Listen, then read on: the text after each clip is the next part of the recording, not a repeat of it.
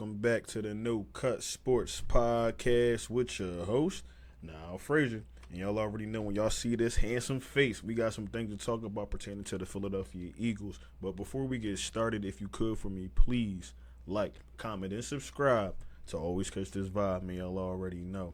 So, as y'all know, or you should know, Thursday is the upcoming draft. I'm going to talk a little bit about some of the things. I know I spoke about it in my last video about the pick that I think the Eagles are going to go for. But before we get into that, we had breaking news. I know some of y'all have already seen I am a day late. But the Philadelphia Eagles are still the Philadelphia Eagles, man. Them trenches are still alive. So, Eagles sign or extend, matter of fact, Cam Jurgens to a 4-year deal worth $68 million. This now ties up almost now it is everybody on the offensive line. As y'all know, running back Saquon Barkley also got an extension this year. Jalen Hurts signed his deal. What was that, last year, I want to say? So everybody on that offense, even Devontae Smith and AJ Brown are all signed through the 28 and 29 season. So our Super Bowl window is wide open, y'all. Wide open. Even PFF. If I have the clip, I'll throw it up here. But they came out with something on Instagram rating the teams. Let's see if I can pull it up right quick. I know I seen it on Instagram, but I am on PFF, so I did want to talk about a player. But let me see right quick. They had us number one, that I do remember for sure. So, but they had us number one. I want to say they had the Bills second. Of course, they had the Chiefs third. Was it? I want to say the Ravens were in there, but nevertheless, man, our Super Bowl window is wide open. With us having all these players under contract, all the money delegated to where it needs to go. As you've seen, we have some players coming up in the future as well on the defensive side that need to get paid as well, and that's what is leaning me toward. And I know I keep saying I do apologize, but that's what keeps leaning me to think that the Philadelphia Eagles are going to go somewhere in the trenches because you have a lot of expiring contracts on that defense. I don't want to say a lot, but you have some expiring contracts, some guys that need to be, paid. Jalen Carter is a big he's priority number one at the end of the day. Neff's priority number one because I feel like he make everything else easier for everybody else around him. That's why I felt like Milton Williams was, I don't want to say let go, but they didn't try as hard to get to Milton Williams. As y'all remember, Milton Williams was a later draft pick. Vic Fangio or even Clint Hurt probably thought, we could find somebody, or they found somebody in the draft, this upcoming draft, or already have somebody on the squad that they feel like can take that position over. So, but I still think the trenches is the biggest need for us. I know a lot of things, people been talking about, other content creators been talking about safety, which is still a concern for us, but we never really got to see Sidney Brown. We had Reed Blankenship, who hasn't really been getting the credit that he deserves. I know he signed an extension this past year for $5 million. He's probably gonna look to get, I don't want to say a bag, but something more than $5 million because he is a great safety when he's in. And then there's other guys too that some younger guys that are coming up the pipeline. Pause, but I don't feel like safety is a huge need. Plus, I also feel like, and I'm gonna do the mock draft probably tomorrow. Probably go live and do that with y'all. But I just feel like safety. I'm not trying to make it seem like we don't need a safety. I feel like you need depth at safety, but going to go get a Malachi Starks, which is fine with me. Don't get me wrong if we do get him, but I feel like somebody like him can fall, opposed to a Walter Nolan or somebody in those trenches being a little bit more important because I feel like that's the first line of defense. Your safety is your last line of defense. So we need linebackers. We need defensive tackles. We need players to play in those trenches. Also, the tight end situation. It's been a lot of talk. As you know, I spoke in my last video about Dallas Goedert being on the trade block. New York Giants possibly could be a suitor for Dallas Goedert, possibly doing a trade or picks. And I talked about Kayvon Thibodeau being, maybe somewhat of an exchange for Dallas Goedert in a trade. But then also with the with the draft coming up, Dallas Goedert probably is going to be trade bait. Like I said, I hate to see him go, and if he don't go, they still have to bring somebody else in here tight end wise. I know Mason Mason Taylor was and I guess because of where he falls, that he's somewhat of a pick for us. Um, but I don't want to use like how I don't want to use maybe like second round, third round for a tight end. I would say that because we do have picks in those rounds, but I feel like a lot of other teams, and I spoke about this in my last video, that Howie has spoke about the vision for each team is different than what the vision they have for their own team. So you really don't know how the draft is going to go until the draft, it starts and you see what players come off the board, because a lot of teams, if a team picks a quarterback, then you probably going to see a lot more quarterbacks come off. Or if a team picks an edge, you're going to see a lot more edges come off, and, so on and so forth. And then, the Philadelphia Eagles, whatever they decide to do, as I spoke about before in my last video, Philadelphia Eagles and Howie Roseman like to trade up. Now, if they feel like a player like Walter Nolan is hard, it's not going to fall to 32, and it's hard for them to be able to get him. They had plenty of picks. They can move up. But I also could see them moving back. It's been a lot of chitter chatter talking about a lot of these players aren't good past a certain point in this draft. Might be a couple first round picks that they're saying. Even discrediting my man Shedeur Sanders, who I really, really like. If y'all know, me and Mr. Reggie are big. Mr. Reggie might be a bigger fan than I am, but but shout out to Mr. Reggie. But he's a big Buffs fan. We're big Buffs fans, so shout out to Shedeur and Travis Hunter in prime too. But I watched a lot of those games. I watched a lot of those Buffs games, and I'm like, if he had an offensive line, he probably would play a little bit better. So I do think, coming from the tree that he comes, bloodline and whatnot, but also having the mindset that he has, I think he's going to be a great addition to, whatever team drafts him. And the same thing with Cam Ward. I watched a lot of his games. He's going to be a great quarterback in this league too. So you got Jackson Dart. He might come off early, and anybody else. So depending on what the trend is when the draft starts is how, it's going to go. But like I said, we won't know until we get there. And that'll be Thursday night. So, but like I said, I can see a situation where, the Philadelphia Eagles, they trade back, man, and get more picks, which sounds crazy because he already got a bunch of picks. But Howie likes to have, these picks going into each draft because it's a way to negotiate with other teams to move up and move down. And don't think because you're not getting a player, you got the 32nd pick and we're getting like one of the, like I like to say it's the first pick of the second round, but there's still talent, and then people also forget that these players still need to be developed. None of these players come out of college, ready to play. I mean, they're ready to play, but they're not fully, aware of what's going on in the NFL, and there's a big difference between the NFL and college football. So, so that's another thing that we got to keep in mind. So I have high expectations as always with the Philadelphia Eagles, but I don't have any doubt in my mind. I seen something too. I don't know if it was Philly Ave on Instagram, but they said after we won the Super Bowl, they were on their way. Howie crazy. They were on their way to the airport, right? And Howie Roseman on the bus asked Vic Fangio, "Who do you think we should keep between Zach Bond, Milton Williams? Who else did they get rid of? Josh Sweat, and that might have been another player they had in there." And as you've seen, it was Zach Bond. So, and Vic Fangio, he's another guy that, like I said, when they asked him last year around like the trade time, we weren't playing. Some players weren't playing up the part. I can't remember what week it was, and they had asked Vic Fangio during the press conference that did he feel like did the Eagles need to go out and attain a defensive player in place of Bryce Huff, or did they feel like the guys are too young to play? And he simply said, "No, I like the guys that we got." So with I know I'm gonna say his name wrong. Aguilar from the Giants and some other guys.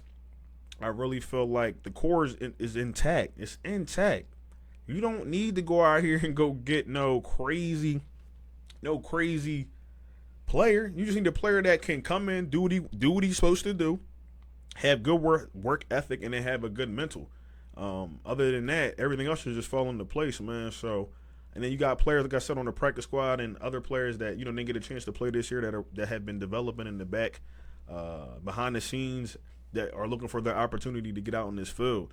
So a lot of times I feel like we just think like, oh, we got to get the best player in the draft. Nah, man. A lot of players that we get are like second, third round, fourth round picks that really develop into becoming starters. So it's not always that you got to get that player in the first round. You do want to hit on that first round pick because that's probably going to be the most quality pick. But at the same time, the Philadelphia Eagles have great coaching. They've been developing these players. I don't see them making a bad choice. You feel what I'm saying? So, but Mason Taylor, I don't. It's not that I don't like Mason Taylor, but I'm gonna read the PFF. I know I'm all over the place. I do apologize, but I'm gonna read the PFF assessment that they had for him. Let me blow this up right quick. This is the first look. So the bottom line is, now let's do this. Let's read this first. It says Taylor is a young and could still be growing into his talent and more importantly his strength. In his current form, he is a tight end 2-3 candidate. More of a move tight end detached from the line of scrimmage as a receiver. But if he gets stronger, he can be more versatile, consistent contributor. It says bottom line that Taylor's a young and could still be growing into his talent and more importantly his strength. Oh, this is the same thing. It's the same thing over again. All right. So, let me see his current weight. All right, so this is a problem right here. I'm reading this, y'all. It says at his current weight, he should not be put on the line of scrimmage. His blocking techniques can be good, but his lack of true strength can create push and run block situations on maintaining blocks and pass blocking situations. In order to be a true versatile tight end threat, he will need to get stronger. His hands are generally reliable and consistent and non-consistent in situations. I don't know why they wrote it like that. Or maybe I just wrote it like that. My fault, y'all. But anyway, me personally, I don't like that draft report. Development wise, that's fine. But with the situation going on with Dallas Goedert, I don't want a disgruntled player on the sideline at all, man. We're trying to go back to a Super Bowl. We're trying to, you know what I mean? And we're trying to keep a certain standard around here. We don't need a player trying to hold out. We don't need a player, like I said, with a bad attitude in a locker room that's dragging everything down. Not that I'm saying that would be Dallas Goedert, but you just don't want to take that chance. So that's what I'm sitting there saying. I'm like, if they don't get rid of him, they're going to have to pay him the money. And I'm talking about Dallas Goedert.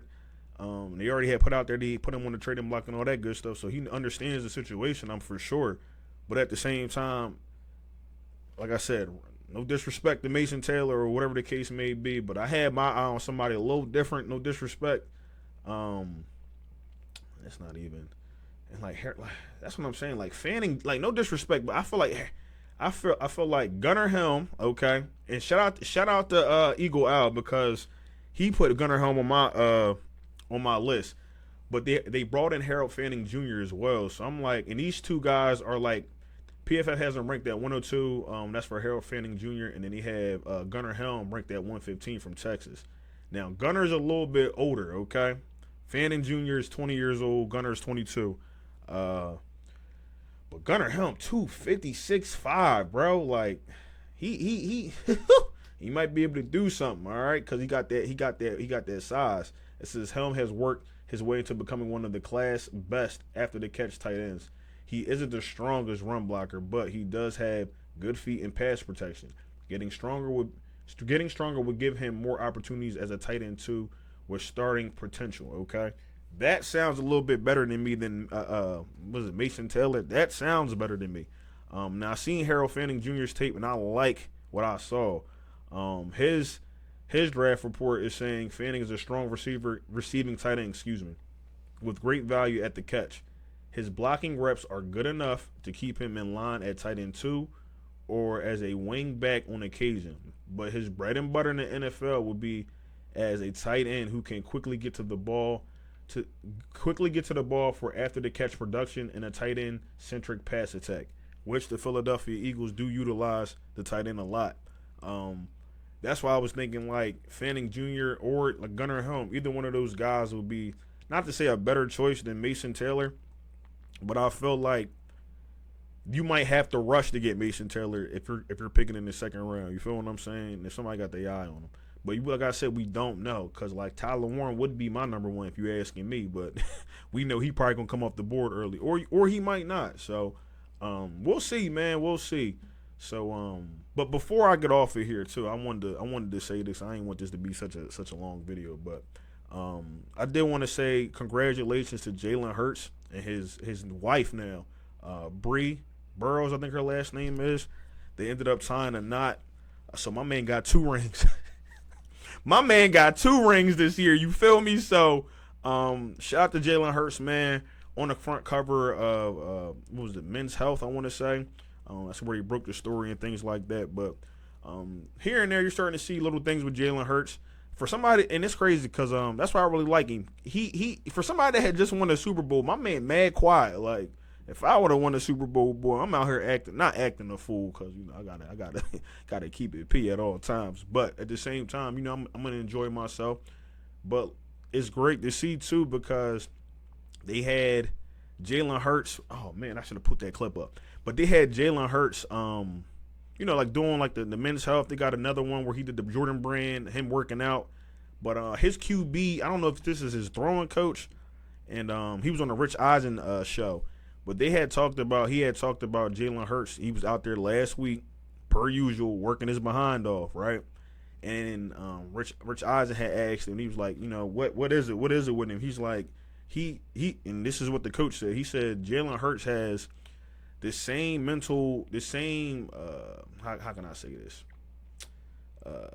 His mental is built the same as a Jordan or as a Kobe Bryant, as a one of those people we consider a killer. Because my thing is this: at the end of the day, when you're in those pressure situations, it's your mental that gets you to the promised land. That's what separates great players from good players. So, but he was sitting there saying about Jalen, he was just asking about the little details, the little small details. How can I get the ball out quicker? Arm throwing path and things like that. So we might even see an even better version of Jalen Hurts this upcoming season, man. And this is what I was trying to explain to people. And I don't want to get off into a tangent here, but cause we're running 17 minutes. But this is what I was trying to explain to people. I'm not trying to discredit a Josh Allen or any of those other quarterbacks, but Josh Allen has been in the league way longer than our quarterback, Jalen Hurts. Jalen Hurts has been to 2 Super Bowls, won 1 Super Bowl, and I know that takes a team effort. But when I seen the game, the Kelly Green game, Bills versus us, right? From the fourth quarter to the overtime showed me everything that I needed to know about my quarterback and about Josh Allen. When times get tough, that pressure get put on, my quarterback solidified the game. When the pressure got put on Josh Allen, on that option route to Gabe Davis, they couldn't figure out what to do. You feel what I'm saying? And it could have been on Gabe, it could have been on Josh Allen. But it's different situations that I've seen Josh Allen, I've seen Lamar Jackson, Jalen Hurts too. But the only difference that I see is Jalen Hurts knows how to get past it that fast. As fast as he throws an interception, and that's not often, but when he threw that interception in the Super Bowl, right past it, got back on the field, A.J. Brown touchdown. Like, it's that fast. The last Super Bowl before this, when he fumbled and they ran it in for 6 points or the touchdown, came right back out, touchdown. So it's like he knows how his mental fortitude is crazy. He can just get past something, get through something like it's never happened. These other quarterbacks, it play on their mind to the point where it messes with their game. So when people try to tell me who you want to build a quarterback around, build a team around, who you want to, it's Jalen Hurts. Because talent is great and all, but at the end of the day, if your mindset is not there, if you can't get, because you're going to mess up. You're going to mess up. That's life. You're not perfect. You got to learn how to get past it. And then also not do these in crucial moments. It happens to the best of us, but it happens a little bit more often to some of these quarterbacks that I just named. So shout out to my QB1, man. Shout out to Pamela Hurts. I seen she was on Quez's TikTok saying, what she usually say, because she's always riding for her son. And I don't blame her, because the hate that Jalen Hurts still gets as a Super Bowl MVP. Let me say it one more time. A Super Bowl MVP is crazy. It's crazy. Chase Daniels, what are you talking about, bro? This man been a backup quarterback his whole life. And you even a backup anchor. You ain't even the main person on your show. You the backup anchor. So man, kill the noise, man. Shout out to Jalen Hurts getting married. And like I said, the Super Bowl window was wide open, man. Let's go get another one. With that being said, it's now from the No Cut Sports Podcast. If you could for me, please like, comment, and subscribe to always catch this vibe. Also, tomorrow we will be doing the mock draft, or at least my mock draft of who I want to see upcoming on the Philadelphia Eagles. Also, too, Thursday I will be going live. I don't know what time it could we pick at 32, so I should probably be on here a little bit before that. I do have to work, and I want to make sure that we don't make no, he might trade up and then we picking at 10 or some stuff like that. Who knows? So I want to make sure I'm here, but I am going live for that. I'm going to try to go live most of the days for the draft. Like I said before, it was a success. So with all that being said, man, like I said, it's now from the No Cut Sports Podcast. If you could for me one more time, please like, comment, and subscribe. And do one more thing for me, man. Let me get a go Birds, baby. I'ma holla at y'all. Y'all be safe, baby. Y'all already know.